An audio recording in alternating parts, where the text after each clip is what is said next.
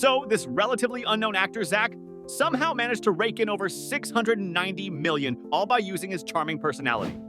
How did he get so rich? Well, Zach's story is a roller coaster of ambition, deception, and ultimate downfall. Zach is an aspiring actor from Chicago who dreams of fame but hasn't achieved it yet.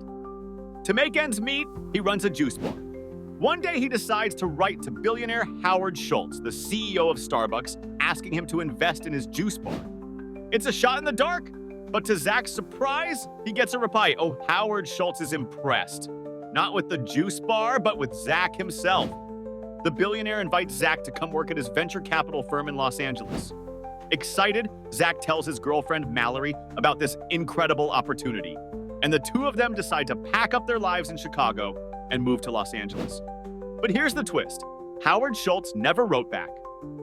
There was no job offer, no email, no investment. Zach had fabricated the entire thing. He lied to Mallory to convince her to move with him because deep down, he wanted to pursue his dream of becoming an actor in Los Angeles. Once in LA, Zach has to keep the lie alive. Every day, he pretends to go to work at the venture capital firm, but in reality, he spends his time taking acting classes and going on auditions. Despite his efforts, his acting career isn't taking off because, frankly, he's not very good at acting. However, Zach has a natural charisma and ambition, and during a dinner, he meets two indie filmmakers, Julio and Diego, who make short films. The three hit it off, and Zach spins his Howard Schultz lie again, claiming he has connections to the billionaire who could potentially fund their films.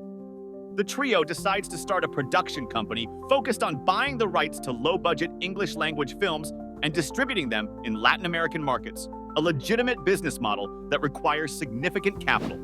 To fund the business, Zach approaches an old college buddy, nicknamed Day Trader Jake, who works in investing. Zach pitches his company to Jake, claiming Howard Schultz is an investor and showing him fake licensing agreements from Sony that he created in Microsoft Word. Convinced, Jake invests $37,000. Within a few months, Zach pays Jake back with interest.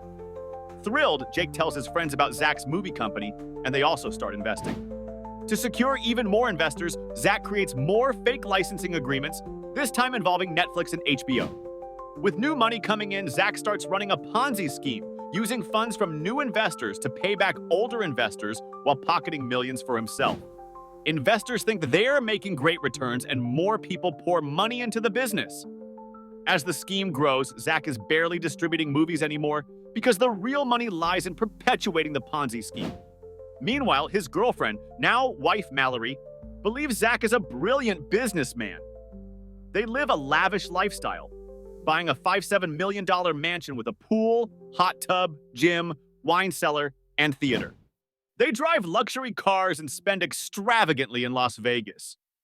Zach finally begins financing movies he can star in, realizing his dream of acting. He lands a few roles, including one in a Joker fan film on YouTube, where he plays the Joker. Despite his efforts, his acting skills remain subpar. For over 5 years, Zach manages the investments of over 250 people and takes in $6 or $90 million. However, like all Ponzi schemes, it's destined to collapse. He eventually runs out of new investors to pay back old ones, and payments start to falter. Investors grow suspicious, and Zach tries to stall them with excuses like, HBO is reorganizing, or Netflix is conducting an audit.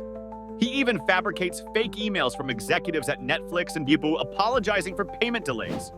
A year later, investors are fed up and file lawsuits against Zach and his company. Lawyers subpoena Netflix for financial records, and Netflix denies ever doing business with Zach. When Netflix examines the fake agreements and emails, they confirm they're fraudulent. The truth unravels, and everyone realizes Zach has been running a Ponzi scheme. No one is more furious than day trader Jake, who brought other investors into the fold. Feeling responsible, Jake contacts everyone to admit they've been conned. Around the same time, Zach shamelessly asks Jake for more money. But Jake has had enough and reports Zach to the FBI. The FBI raids Zach's house and arrests him. On the same day, Mallory files for divorce. Zach pleads guilty and is sentenced to 20 years in prison, along with a court order to repay $230 million in restitution to his defrauded investors. While his dream of becoming famous may not have turned out the way he hoped, Zach certainly made a name for himself for all the wrong reasons.